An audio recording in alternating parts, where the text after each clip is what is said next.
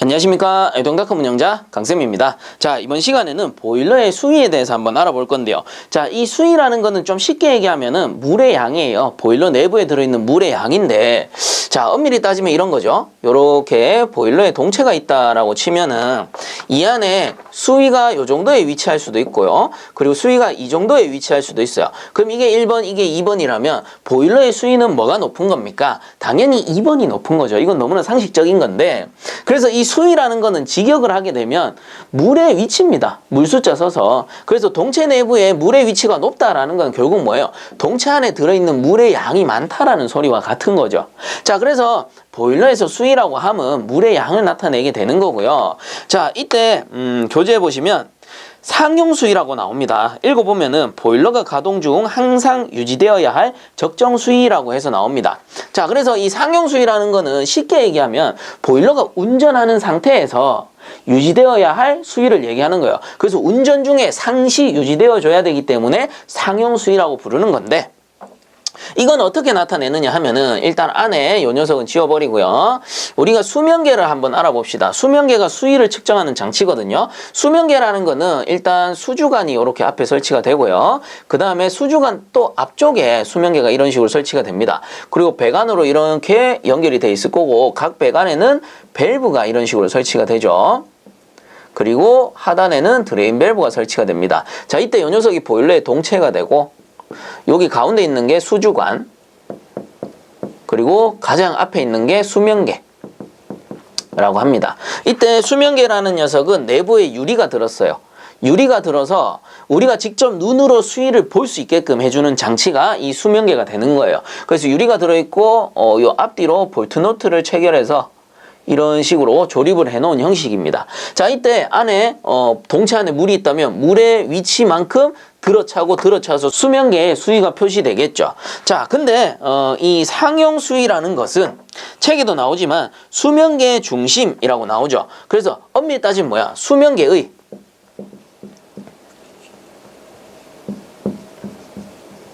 2분의 1 지점이 되는 거예요. 가운데, 중간. 그리고 다시 말하면 뭐야? 50% 지점이 된다 라는 거죠.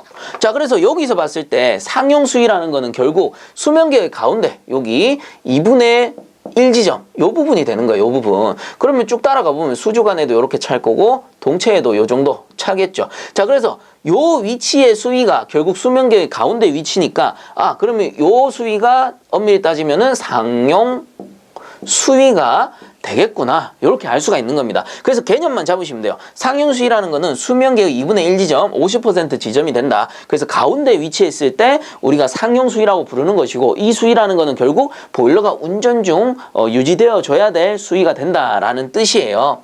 자, 근데 좀 궁금한 게 생길 수 있죠.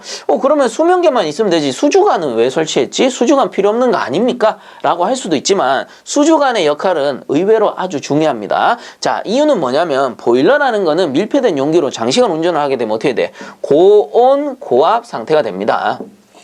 자, 그래서 엄밀히 따지면은 압력이 급변할 수 있다라는 소리예요. 이런 압력 변동을 흡수해주기 위해서 수주관을 설치하는 겁니다. 만약에 수주관이 없게 되면은 고온, 고압의 압력이 수명계 쪽으로 바로 팍 들어가 버리겠죠. 그러면 열응력 혹은 압력에 의해서 유리가 깨어질 수가 있습니다. 그렇기 때문에 수주관에서 한번 여기 물이 차 있잖아. 이만큼 수위가 유지되어 있다는 거는 요만큼 물이 차 있는 거예요. 이 수부에서 압력을 한번 흡수해주고 다시 수명계 쪽으로 보내주는 역할을 하게 되는 겁니다. 이게 수주관의 역할이 되고, 그리고 두 번째 역할은 뭐냐면은 동체 내부에서 장시간 운전을 하다 보면 어쩔 수 없이 스케일이라는 게 발생해요. 이런 스케일, 이물질 등이 수명계 쪽으로 들어가게 되면은 유리의 앞면을 막아버리면 어떻게 돼? 우리가 수위를 제대로 판단할 수가 없죠. 혹은 배관을 막을 수도 있잖아. 배관을 막으면 마찬가지로 물이 넘어올 수 없으니까 수위에 오판이 생긴단 말이에요. 이런 이물질들을 여기 하부 드레인에서 제거해 주는 겁니다. 만약에 여기서 100% 제거 못했다 하면 어쩔 수 없이 수명계에서 제거를 해주겠지만,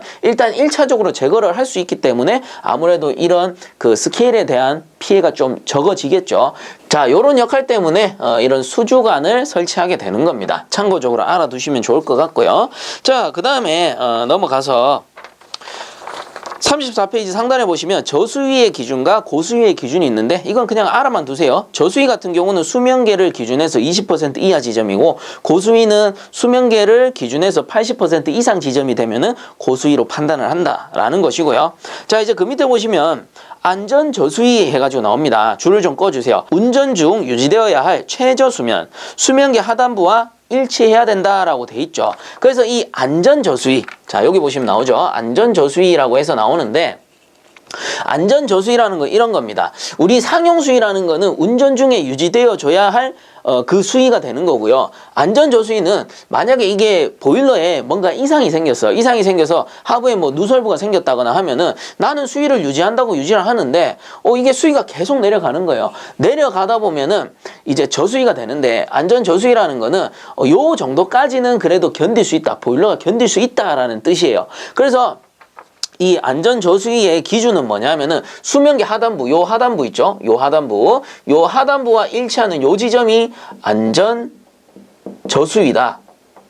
이 소리예요. 그래서 운전 중에 최저 수위를 얘기하는 거야. 운전 중에 유지되어야 할 최저 수위를 안전저수위라고 하는 것이고 만약에 이거보다 수위가 더 내려가 버리면 어떻게 해야 돼? 안전장치에 의해서 보일러를 꺼줘야 되는 겁니다. 더 내려가면 잘못하면은 저수위 사고, 폭발 사고로 이어질 수가 있기 때문이죠. 그래서 운전 중에 최소한 이 정도까지는 유지가 돼줘야 된다. 최소한 여기까지는 괜찮다. 물론 여기서 운전되면 안 돼요. 이게 상용수위가 아니잖아. 운전수위는 당연히 상용수위가 되는 거고 혹시나 사고가 생겼을 때 아직까지 요 정도까지는 보일러가 견딜 수 있다라는 게 안전저수위가 되는 겁니다. 그 참고적으로 안전고수위도 있어요. 고수위는 여기 윗면, 요 부분을 안전고수위 라고 하는데 뭐 문제에서는 잘 다루지 않으니까 참고적으로만 알아두세요. 여러분들이 알아두셔야 되는 거는 요 안전저수위입니다. 자, 그리고 여기 보시면 안전저수위의 기준들이 쭉 나옵니다. 물론 책에 있는 내용인데 제가 그냥 판서를 해놓은 상태입니다. 그래서 뭐 책을 보셔도 되고 요거 같이 보셔도 돼요. 자, 이때 이 안전저수위의 기준이 왜 나오느냐? 앞에 보면은 제가 수면계를 기준해서 아래쪽 위쪽이라고 설명을 드렸는데 자, 엄밀히 따지면은 이 보일러의 종류에 따라서 안전저수위의 그 기준은 달라질 수밖에 없습니다. 왜? 구조 자체가 다르니까 무조건 수면계만 볼 수는 없는 거잖아요. 자, 그래서 하나씩 한번 살펴보게 되면 첫 번째, 이평 행간 보일러 같은 경우는 화실 천장판 최고 부위 75mm 상단을 안전저수위로 둔다라는 겁니다. 그래서 이평 행간 같은 경우는 생긴 게 이평이니까 이렇게 생겼을 거고요. 그리고 하실이 아래쪽에 설치되고 굴뚝이 이런 식으로 연소실이라고도 하는데 이런 식으로 설치가 될 겁니다. 이때 행간이 이렇게 설치가 되고요. 자, 그리고 하단부에서 이렇게 화염이 치출되면서 연소를 하게 됩니다. 자, 이 이평행간 보일러 같은 경우는 화실 천장판 최고 부위 75mm 상단. 이 말은 뭐냐면은 화실이란 게 뭐예요? 불이 나오는 요 부분, 여기가 화실이란 말이야. 그럼 요 화실 상단 천장판에서 75mm 높이, 여기 75mm 지점, 요 지점을 뭐라고 합니까? 안전저수위로 둔다라는 겁니다. 무슨 보일러? 이평 행간 보일러. 자, 그 다음에 이평 연간 보일러 같은 경우는 연간 길이의 3분의 1 이상 지점이라고 돼 있으니까 자, 요런 겁니다. 이평이고요. 화실은 하부에 이렇게 설치가 될 거고 이평 연간 보일러니까 연관이 세로로 이렇게 설치가 될 겁니다. 자, 이때 이 보일러의 안전저수위 지점은 연관 길이 3분의 1 이상 지점. 자, 그래서 연관 길이 요 연관이잖아요. 이 연관의 길이 여기서 여기까지인데 여기서 하나 둘 해가지고 하나 둘 셋, 그죠? 여기 3분의 1 지점, 요 지점이 된다라는 겁니다. 요 지점이 이평 연관 보일러의 안전저수위가 된다라는 소리가 되는 거고요. 자, 그 다음 세 번째 코크란 보일러인데요. 코크란 보일러는 다른 말로 이평 횡연관 보일러라고도 부릅니다. 교재에 보시면 나오지만 자, 그래서 요 구조는 어떻게 생겼느냐? 이평으로 이렇게 생겨가지고요. 일단 위에 도움이 이렇게 설치가 되어 있습니다. 그리고 뒤쪽에 굴뚝이 이렇게 설치가 될 거고 연소실의 하부에 있으면 여기서 화염을 발생해서 연소가스를 발생시키죠. 그럼 이 연소가스를 바로 이렇게 버리는 게 아니고 어떻게 합니까? 횡연관을 이렇게 다시 한번 설치를 하는 거예요. 이렇게 설치해서 연소가스가 이렇게 돌아서 한 번 더 전열 교환할 수 있게끔 만들어 주는 겁니다. 그래서 이평 보일러에 횡연관을 설치했다고 이평 횡연관 보일러라고도 하는 거고, 자, 이거 결국 뭐였어? 이평 연관 보일러에서 이 상부의 과열을 방지하기 위해 돔 형식으로 해서 수위를 높여놓은 형식이었죠. 자, 이 코크란 보일러에서 안전저수위란 연관 상부의 75mm 상단 지점이라고 돼 있는데, 자, 요런 겁니다. 제일 위에 있는 연관이 기준이에요. 제일 위에 있는 거. 요 연관이 기준이고, 이 연관보다 어떻게 하는 거야? 75mm 정도 높은 지점을 우리는 안전저수위로 잡는다라는 겁니다. 겁니다. 그래서 코크란 보일러의 안전 저수위는 요 최상단 연관보다 75mm 높은 지점, 이렇게 기억을 해주시면 되겠죠. 자, 요 정도 보시면 어느 정도 감이 오실 거예요. 이 1번부터 3번까지는 뭐였어? 입형 보일러. 그럼 이제 나머지 노통, 연관, 노통, 연관, 이건 뭐예요? 아하, 횡형 보일러구나. 자, 이렇게 이제 감을 잡을 수가 있는 거죠. 자, 그래서 이번에는 노통 보일러입니다. 노통 보일러 같은 경우는 어떻게 되느냐? 요건 좀 지워버리자고요. 자, 그래서 노통 보일러 같은 경우는 횡형 보일러죠. 그래서 이렇게 횡형으로 설치가 돼 있을 거고, 그 다음에 안에는 노통만 설치되어 있기 때문에 노통 보일러다라고 부르는 거죠. 자, 이때 노통 보일러의 안전 저수위 같은 경우는 노통 100mm 상단, 즉 요 노통 상단을 기준했을 때 이거보다 100mm 높은 지점입니다. 100mm 높은 요 지점을 안전 저수위로 본다라는 거고요. 그 다음에 연관 보일러입니다. 연관 보일러는 연관 75mm 상단으로 돼 있는데, 연관 보일러는 이렇게 되어 있으면 이 외분식이죠. 연소실이 외부에 이렇게 설치가 됩니다. 외분식. 자, 요게 연소실이에요. 그러면 뒤쪽에 굴뚝을 이렇게 뺄 거고, 그리고 여기에다가 연관을 이렇게 설치를 하겠죠. 너무 많이 하지 맙시다. 그림이 헷갈려지니까. 자, 이렇게 해서 연관에 연소가스를 이렇게 전열교환 시킴으로써 열교환을 하게 됩니다. 이게 연관 보일러인데, 자, 이 연관은 75mm 상단이 안전 저수위예요. 어디? 가장 높은 지점의 요 연관을 기준 위쪽으로 75mm 지점이, 요 지점이 안전 저수위로 본다라는 소리가 되는 겁니다. 자, 그리고 이제 노통 연관 보일러 나오는데요. 노통 연관 보일러는 이제 구조에 따라서 조금 달라요. 노통이 위에 있을 때는 노통 100mm 상단이고, 연관이 위에 있을 때는 연관 75mm 상단으로 보는 겁니다. 자, 그래서 이게 무슨 말이냐 하면은 그림을 이쪽에 그립시다. 일단 노통이 위에 있을 때입니다. 자, 이렇게 횡형으로 설치가 되고, 노통이 위에 설치되고요. 그리고 연관이 이렇게 굴뚝이 있으면 연관이 아래쪽에 이렇게 설치되어 있다라고 칩시다. 연소가스가 이렇게 들어오게 되는 거고요. 자, 그러면 노통이 위에 있으니까 어떻게 되는 거야? 노통 위에 100mm 상단. 그래서 노통의, 요게 노통이라고 치면 노통의 상단 부분에서 어떻게 합니까? 100mm 높이는 거야. 100mm 높은 요 지점을 안전 저수위로 본다라는 소리가 되겠죠. 그리고 이제 연관이 위에 있을 때는 동체 마찬가지 이렇게 있고요. 노통이 아래쪽에 설치가 되었고, 노통이 내분식이죠. 노통 연관 보일러는. 그 굴뚝이 이렇게 있을 때 연관이 위쪽에 이렇게 설치가 됩니다. 이런 식으로 연관이 설치가 되어 있다라고 치면은, 이제는 연관이 위에 있기 때문에 연관 75mm 상단을 기준으로 하는 거예요. 그래서 제일 위에 있는 연관을 기준해서 여기서 75mm 높이면 되는 거예요. 자, 이렇게 하면은 이 노통 연관 보일러 연관이 위에 있을 때 안전 저수위가 된다라는 소리입니다. 자, 그래서 노통 연관만 이렇게 이제 구조에 따라 좀 바뀌는 건데 어렵게 생각하실 필요 없어요. 어차피 노통 보일러는 노통일 경우에는 100mm 높이는 거고, 연관일 경우에는 75mm 높이는 겁니다. 이것도 마찬가지. 노통 위에 있다는 거는 노통이 기준이 된다라는 거잖아. 그래서 노통이 위에 있으니까 노통보다 100mm 높이, 그 다음에 연관이 위에 있다는 거는 연관이 기준이 되는 거야. 그래서 연관 보일러랑 똑같이 연관에서 위로 75mm 지점을 안전 저수위로 둔다라는 것 뿐이에요. 자, 그 다음 한번 넘어가 봅시다. 자, 그 다음 최고 사용 압력과 수압 시험 한번 보도록 하겠습니다. 일단 최고 사용 압력인데요. 보일러 강도상 허용할 수 있는 최고 게이지 압력을 말하며, 그 다음 줄 거 주세요. 최고 사용 압력으로 계속 사용하여도 보일러에 무리가 없어야 한다라고 돼 있죠. 자, 그래서 요거를 조금 간단하게 정리하면 이런 겁니다. 보일러가 정상 운전 가능한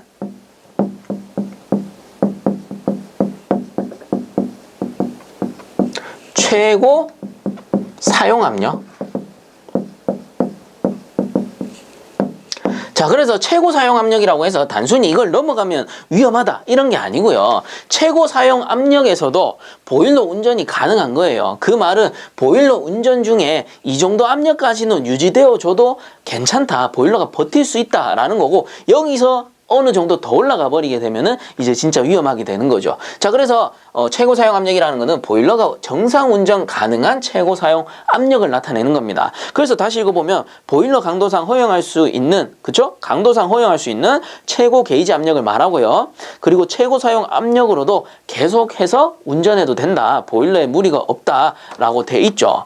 자, 그리고 이제 밑에 보시면 수압시험 나오는데, 이 수압시험은 통상 보일러 제작 직후에 하게 됩니다. 자, 이거는 무슨 말이냐면은 수압시험 이런 거예요. 보일러를 딱 제작하고 나서요, 보일러 동체가 있어. 동체 또는 뭐 보일러 본체라고 하겠죠. 그러면 이 동체가 어느 정도 압력까지 견디는지 시험을 해봐야 되는 거죠. 그래서 여기에다 물을 가득 채워가지고 그 어느 정도 압력까지 버티는지 테스트하는 게 수압 시험이에요. 근데 여기서 참고적으로 알아둬야 되는 게 왜 수압 시험 물로 할까? 자, 그 이유는 안에다가 기체로 해버리면은 만약에 어딘가 누설 부분이 생기잖아요. 그럼 빵 터져버려요. 그리고 빵 터지면서 파편이 주변을 날아튀면서 피해가 엄청나게 심해집니다. 근데 수압이라는 건 어디 한 군데 딱 터지잖아요. 그쪽으로 물만 쪼르륵 나와요. 즉 이제 파열 사고 시에 수압으로 하게 되면은 그만큼 피해가 적으니까 수압으로 시험을 하게 되는 겁니다. 엄청나게 높은 압력으로 올릴 거기 때문에. 자, 그래서 수압 시험하는 이유는 뭘까? 당연히 어딘가 균열이 있는지 없는지 테스트하기 위해서 하는 거잖아요. 그쵸? 그리고 이 수압시험 압력은 어떻게 하느냐? 통상적으로 최고 사용 압력보다 높게 해야 됩니다. 왜 그래? 최고 사용 압력은 어때요? 보일러가 운전 중에 유지되는 압력 중에 최고의 압력이잖아요. 그 말은 최고 사용 압력보다는 더 높게 해가지고 견딜 수 있어야지만 이게 통과가 되는 거겠죠. 최고 사용 압력에서 터져버린다. 그럼 운전 중에 터져버리는 거예요. 그렇기 때문에 당연히 최고 사용 압력보다 높은 압력으로 수압시험을 하게 되는 겁니다.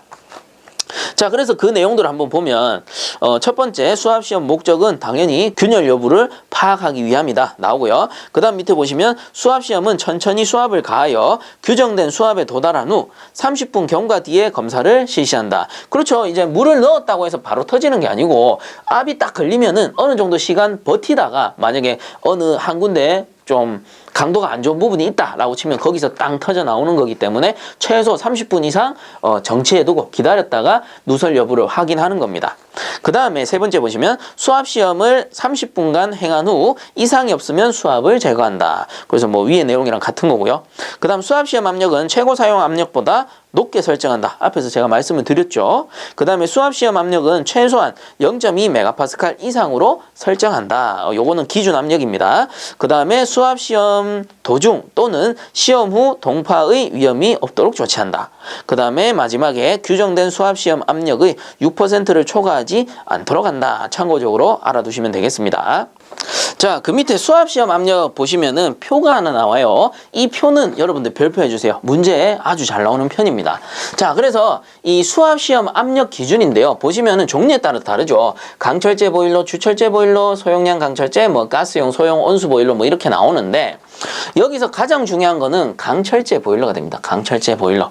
그래서 여러분들 강철제 보일러 하나만 딱 알아두셔도 한 50% 정도 수압시험 요 압력 문제는 맞춘다라고 보시면 될 것 같아요. 그래서 기준을 보시면 최고 사용 압력이라고 나오죠. 자, 제가 앞에서 말씀드렸습니다. 수압시험 압력이라는 거는 항시 최고 사용 압력보다 높여서 시험을 해야 된다라고. 그렇기 때문에 최고 사용 압력에 수압시험 압력은 몇 배로 하느냐 요렇게 기준을 잡아요. 자, 그래서 일단 강철제 보일러 보면은 0.43MPa 이하인 보일러, 그 다음에 0.43에서 1.5MPa, 그 다음에 1.5MPa를 초과하는 보일러라고 나오죠. 그래서 압력상 0.43MPa 이하라는 거는 저압 보일러에 속하는 거고요. 기준상. 그 다음에 0.43에서 1.5MPa이라는 거는 중압에 속합니다. 자, 그리고 1.5MPa 초과, 높다라는 거죠. 당연히 고압에 속하겠죠. 자, 이때 0.43MPa는 저압 보일러이기 때문에 수압시험 압력은 좀 높게, 2배 정도 높게 하는 겁니다. 그 다음에 1.5MPa 고압인 경우에는 2배로 하면은 조금 무리가 가니까 아무래도 고압인데 2배로 해버리면 더 높아지죠. 자, 그렇기 때문에 한 1.5배 정도로 하자라는 겁니다. 자, 여기서 주의 깊게 보실 거는 중압 보일러인데 중압 보일러는 0.43에서 1.5MPa 기준 안에 들어가는 보일러고요. 이때 수압시험은 1.3배에다가 더하기 0.3MPa를 한다라는 소리인데 그냥 이렇게 봐서는 좀 헷갈리죠. 자, 그래서 계산해 보면 돼요. 예를 들어서 1MPa짜리 보일러가 있다라고 칩시다. 그럼 어때요? 0.43MPa보다는 높고 1.5MPa보다는 낮죠. 그러면 딱 어디야? 중압 보일러에 속하는 거거든. 그래서 수압시험 압력을 구해보면 그 기준은 여기 나옵니다. 자, 1.3배에 더하기 0.3MPa를 하세요라는 뜻이잖아. 자, 그래서 그냥 이렇게 구하면 돼요. 1MPa에다가 곱하기 1.3배 하면 됩니다. 그럼 어떻게 돼요? 요게 1.3MPa이 되겠지.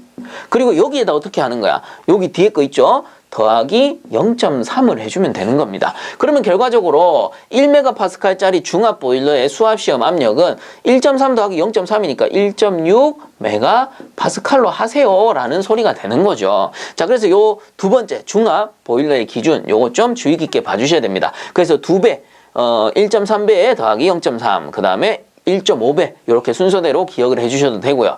자, 요게 강철제 보일러의 수압시험 압력 기준이었고요. 그 다음에 주철제 보일러 한번 보게 되면 주철제 보일러 같은 경우는 압력 기준이 0.43메가파스칼이에요. 그래서 0.43메가파스칼보다 낮거나 혹은 높거나 둘 중에 하나인데, 자, 왜 그러냐면은 이 강철제 보일러는 고압 보일러가 있었지만 주철제 보일러는 자체 특성이 어때? 고압이 불가능하다라고 했잖아요. 자, 그렇기 때문에 0.43메가파스칼보다 낮다라는 거는 저압 보일러로 보는 거고, 그리고 0.43메가파스칼을 초과한다라는 거는 중압 보일러로 보는 겁니다. 주철제의 경우.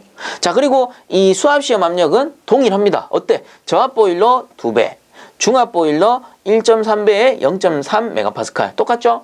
그래서 여러분들 강철제 보일러만 확실하게 외워두시면 주철제 보일러 같은 경우는 압력만 변했기 때문에 그렇다고 뭐 크게 바뀐 것도 아니에요. 기준이 어때? 둘 다 0.43이 기준이 되는 거야. 다만 여기서는 고압 보일러가 없다는 것 뿐이지. 자, 그래서 주철제 보일러까지 어찌 보면은 끼워서 맞출 수가 있다라는 겁니다. 그래서 강철제 보일러 중요해요. 중요해.